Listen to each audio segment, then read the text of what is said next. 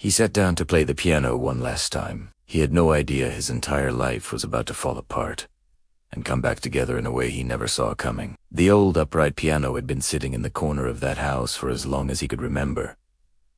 Scratched on the sides, a few keys that stuck when you pressed them too hard. It was never a fancy piano, never the kind people stop and admire.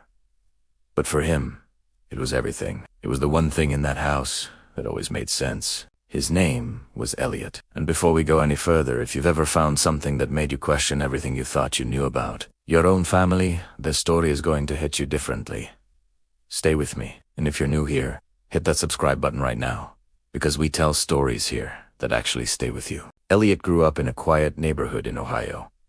Middle-class family. Nothing unusual on the surface. His father worked long hours. His mother stayed home, kept the house clean, made dinner every night, helped with homework. From the outside, it looked like a completely normal life, and for a long time, Elliot believed it was. The piano was his mother's idea. She signed him up for lessons when he was 6 years old. He didn't want to go. He cried the first 3 times. But somewhere around the 4th lesson, something clicked. His fingers found the keys, and it stopped feeling like work. It started feeling like the only place where everything went quiet. He played through middle school, through high school, through every awkward year and every hard season. When his parents argued behind closed doors, he played. When he didn't know how to say something out loud, he sat at that piano and somehow said it anyway. That instrument knew more about him than most people ever did. Then his mother got sick. It happened slowly at first. Small things. She forgot where she put her keys. She repeated the same story twice in one conversation. Elliot told himself it was just stress, nothing serious.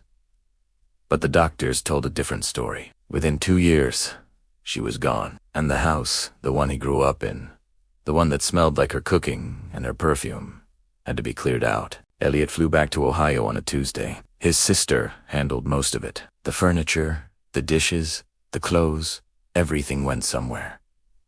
Donated, sold, thrown away. Piece by piece, the house stopped being a home and started becoming just a building. The piano was the last thing left. Nobody wanted it. His sister didn't have room. His cousins weren't interested. The donation centers he called said it was too old, too damaged, not worth the pickup. So Elliot hired 2 movers to take it away. He stood in the empty living room and watched them wrap it in moving blankets, tipping it back on its wheels, preparing to roll it out the door. And then he stopped them. He doesn't fully know why. He'll tell you it was instinct. Something in his chest just said not yet. He asked the movers to give him 10 minutes. They waited outside. He pulled up a chair in front of the piano. There were regular chairs now, since the bench was already gone, and he sat down. He just wanted to play it one more time. That was all, just one last time before it disappeared from his life forever. He pressed the first few keys, still slightly out of tune. Same Aza. He started playing the only song he had memorized completely, the one his first teacher taught him when he was 6 years old. His fingers still remembered every note without thinking. His eyes closed. The empty house echoed around him, and then he heard something. A soft sound, like paper shifting, coming from inside the piano. He stopped playing, sat completely still, listened. Nothing. He pressed a few more keys, and there it was again, a quiet rustling from somewhere inside the body of the instrument. He thought maybe it was a mouse, or an old piece of sheet music that had fallen in years ago. He reached under the keyboard, feeling along the inside edge. His fingers touched something. Flat, thin, tucked against the inner wall like someone had placed it there deliberately. He pulled it out. It was an envelope. All the paper had gone that pale yellow color that takes decades. No stamp, no address, no name written on the front. Just a sealed envelope that had been sitting inside that piano, hidden, waiting, for God knows how long. Elliot stared at it for a long moment. He almost put it in his pocket and opened it later. He almost called his sister in from outside. He almost did a lot of things. Instead, he carefully lifted the flap. It opened easily, the old glue barely holding any more. And he pulled out a single folded page. The handwriting was his mother's. He recognized it immediately. The way she curved her letters. The way she pressed a little too hard with the pen. He had seen that handwriting on birthday cards and grocery lists, and little notes she tucked into his lunchbox when he was small. There was no question. This was her. He looked at the date at the top of the page, 1987. Elliot was born in 1989. This letter was written 2 years before he existed. His eyes moved to the first line and something in his body went cold. Not because the words were frightening, but because of the tone. This didn't sound like his mother, not the woman who made dinner every night and reminded him to call when he landed safely. This sounded like a girl. Young. Scared. Writing something down because she had no one to say it to out loud. She wrote about a man. Not his father, someone she had known before. Someone she described with a kind of tenderness that felt private, like reading something you weren't supposed to see. She wrote about how she had loved him. How suddenly it ended. How she never got to explain.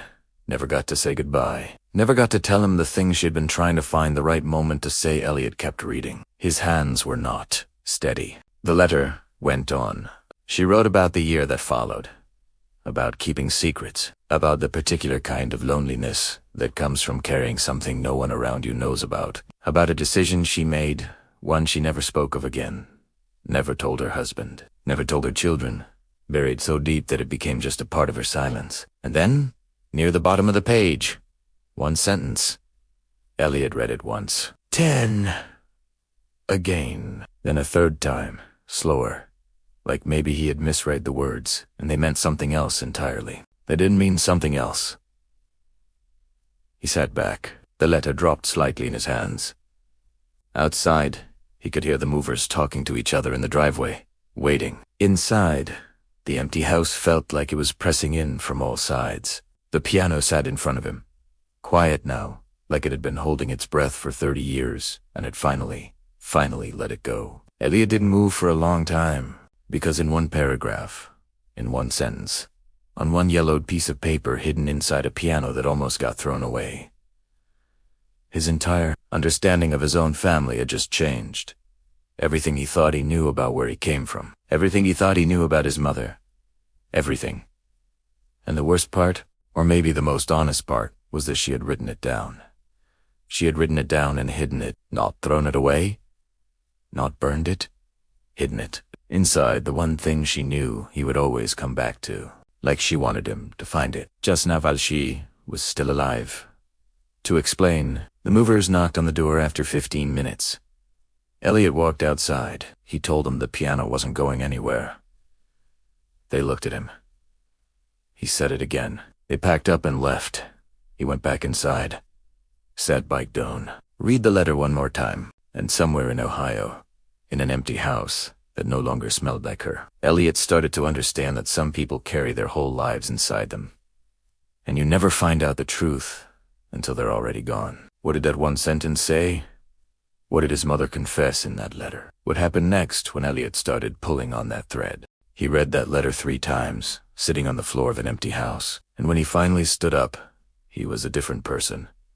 Not because anything around him had changed, but because the story he had told himself his whole life, about his family, about his mother, about where he came from, that story had just developed a crack. And once something cracks, you cannot unsee it. If you are just joining us right now, go back and watch part 1 first, because what you are about to hear will not hit the same way without it. And if you are already caught up, hit that like button right now and subscribe if you haven't yet, because this is the kind of story that reminds you why real human stories will always be more powerful than anything scripted. Now, where were we? Elliot was standing in his mother's empty house. The movers were gone. The piano was staying, and in his hand was a letter his mother had written 2 years before he was born. A letter that ended with one sentence he could not stop reading. A sentence about a child. A child that came before him. A child no one in his family had ever mentioned, not once. Not ever. He folded the letter carefully, slid it back into the envelope, put it in the inside pocket of his jacket, right against his chest. Like keeping it close to his body would somehow help him make sense of it. Then he locked up the house, got in his car, and drove back to his hotel. He did not sleep that night. He lay on top of the hotel bed, still dressed, staring at the ceiling. His mind kept circling back to the same questions. Was it a miscarriage? Was it an adoption?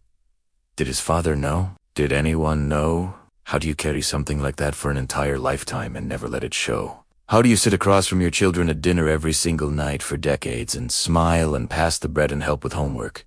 Never once say there was someone else before you. There was a life before this one. His mother had done exactly that. And here's the thing about Elliot that you need to understand. He was not someone who chased drama. He was not someone who needed to tear things apart just to see what was inside. He was quiet, careful. The kind of person who thought before he spoke, and sometimes thought so long he never spoke at all, his whole life, when something felt too complicated. He had sat down at that piano and let his hands work through it instead of his words. But there was no piano in that hotel room, and this was not something his hands could work through. By morning, he had made a decision. He was not going to let it go. He called his aunt, his mother's younger sister, the one who still lived in the same town, the one who had been at every family Christmas and every birthday and every backyard cookout for as long as Elliot could remember. He called her under the pretense of just checking in, thanking her for helping with the house, asking how she was holding up after the funeral, and then, very carefully, he asked about 1987. Not directly. He was smarter than that. He mentioned that he had found some old things in the house while packing. Some letters, some photographs. He said he came across something dated 1987, and it made him curious about what that year was like for the family. What was going on, what everyone was doing back then. There was a pause on the other end of the phone. Not a long pause. Maybe 2 seconds. But Elliot had spent his whole life paying attention to the small things, and that pause told him everything he needed to know. His aunt knew something. Whatever was in that letter, she knew. She recovered quickly. Said something vague about 1987 being a busy year. Their parents were still alive then. His mother had just started a new job. Normal things, unremarkable things. The kind of answer you give when you are trying to fill space without actually saying anything. Elliot thanked her and got off the phone. He sat with that conversation for 2 days, turning it over, examining it from every angle, and then he called her again. This time he was more direct. He told her he had found a letter. He told her it was in his mother's handwriting. He told her it mentioned something, someone that he had never heard about before. He didn't read her the letter. He just described it, and he told her that he wasn't angry, wasn't looking to cause trouble, just needed to understand. His aunt went quiet for a long time, and then she said, "I always wondered if you would ever find out."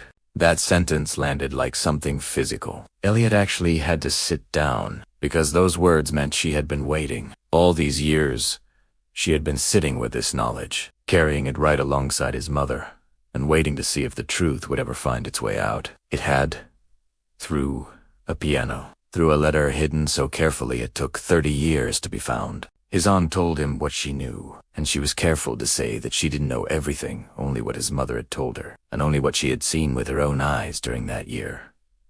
She wasn't there for all of it, but she was there for enough.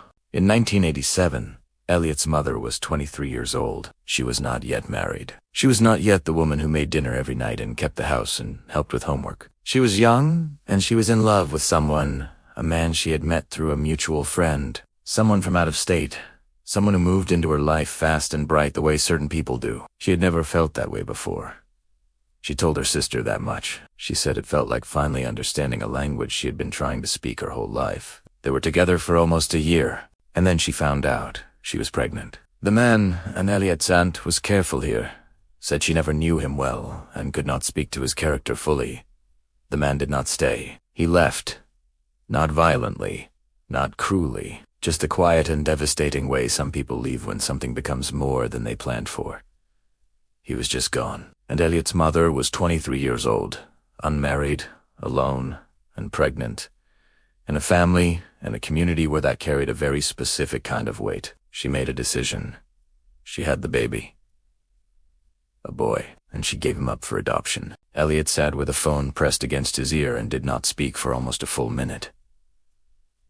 He had a brother, not a maybe, not a possibility. A real person born in 1988, placed with another family, somewhere in this country, living a whole life that Elliot had never known existed. A brother who was 2 years older than him, a brother who grew up without knowing where he came from. A brother who might have spent his entire life with that particular quiet ache that adopted people sometimes carry, the feeling that there is a door somewhere with your name on it, and you just cannot find it. Elliot's aunt said she was sorry, said she had thought about telling him many times over the years, said his mother had made her promise not to, said she hoped he could understand. He told her he needed some time, and he would call her back. He hung up, set the phone down, looked around the hotel room that had started to feel like the only stable surface in a world that kept shifting under his feet. He had a brother.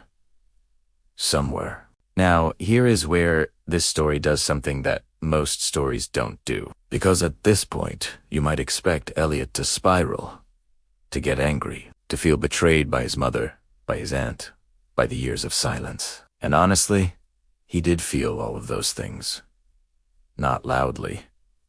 Not in a way that broke anything, but quietly, steadily, in the way that grief and shock move through a person who has learned to process things slowly. But underneath all of that, something else was happening. Something that surprised even him. Felt hope, because his mother was gone. His father had passed years before.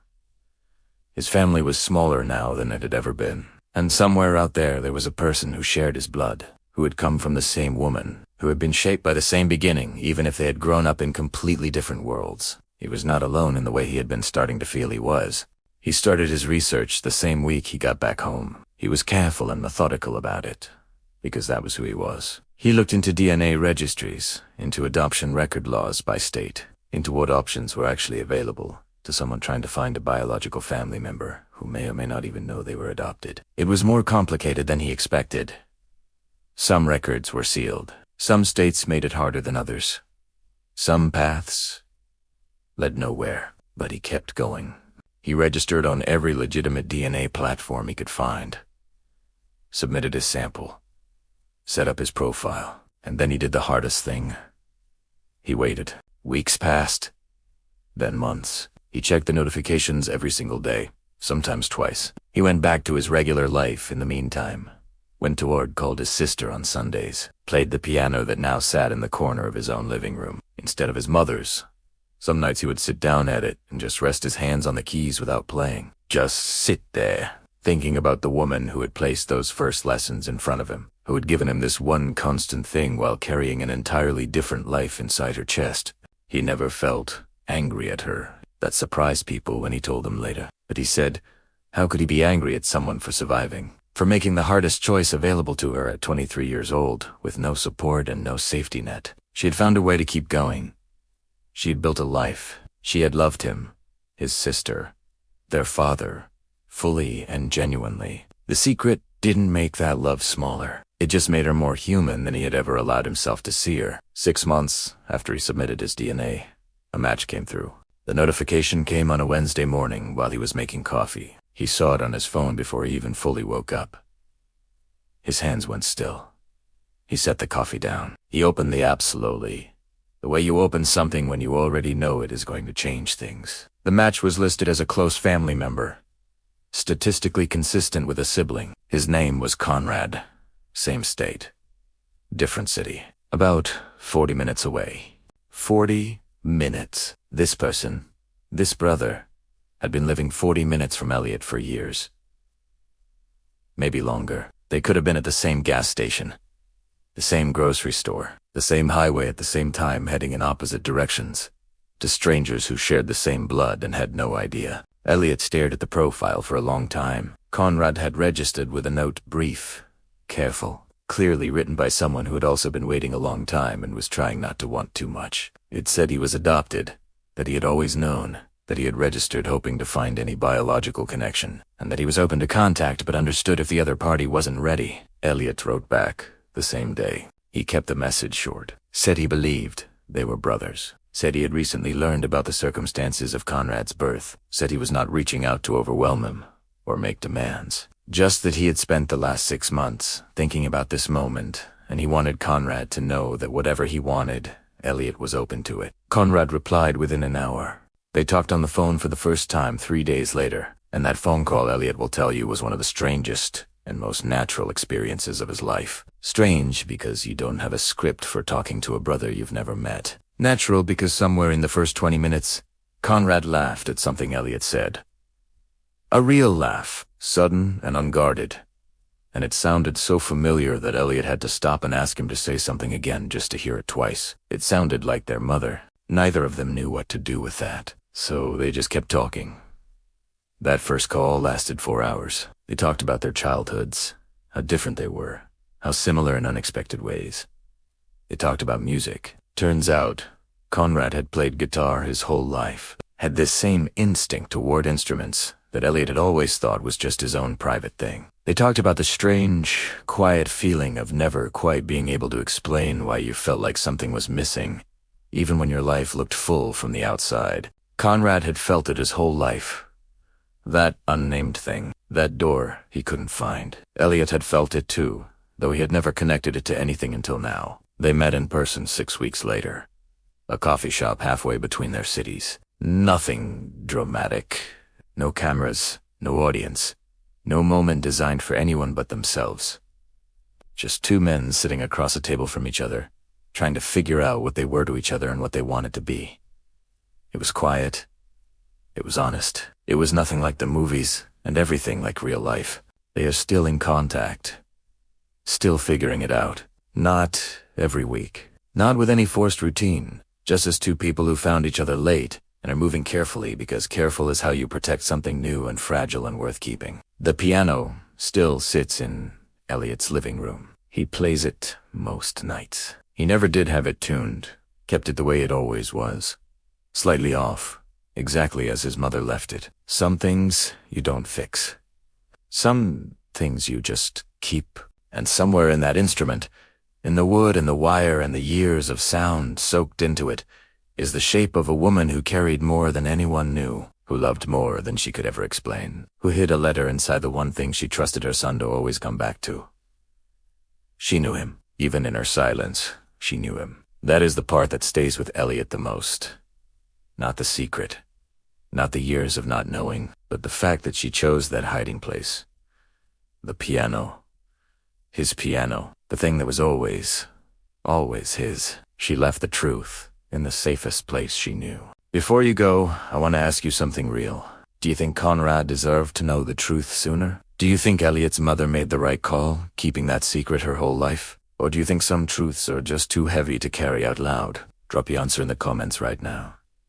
I rate every single one. And if this story moved you even a little, share it with someone today. Not for the views, just because some stories deserve to travel further than one person's screen. I'll see you in the next one.